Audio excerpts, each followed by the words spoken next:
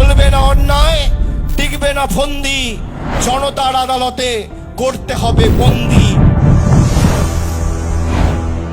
আজ থেকে দুদিন আগে বিজেপির একজন রাজ্য কমিটির নেতা, নাম তার কালীপদ সেনগুপ্ত, ভাষণ দিয়ে বলছে এখনো লক্ষ্মীর ভান্ডার পাওয়া মায়েরা আছেন, ওই মায়েদেরকে ঘরে বন্দি রেখে দেবেন, ভোটটা দিতে হবে পদ্ম ফুলে।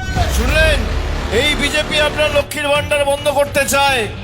আমি আপনাদের বলি, এরা আপনার লক্ষ্মীর ভান্ডারের দিকে চোখ তুলে দেখার বা আঙ্গুল তুলে কথা বলার ক্ষমতা পর্যন্ত রাখবে না। মমতা বন্দ্যোপাধ্যায়ের সরকার যতদিন থাকবে, আপনি যেভাবে মাসের প্রথমে লক্ষ্মীর ভান্ডার পাচ্ছেন, সারা জীবন পাবেন। বিজেপির যত বড় শক্তি, যত বড় নেতা চেষ্টা করুক আটকাবার, আটকাতে পারবে না।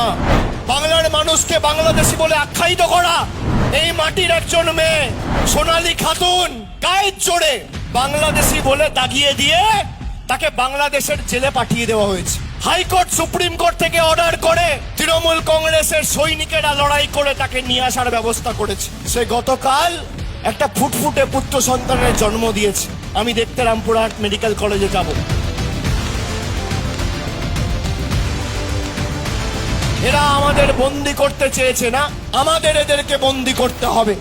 এই ভারতীয় জনতা পার্টিকে এমন ভাবে আমাদের জবাব দিতে হবে যে পাপের ঘোড়া পূর্ণ, আগামী দিনে এই বীরভূমের মাটিতে ভারতীয় জনতা পার্টি শূন্য শূন্য শূন্য।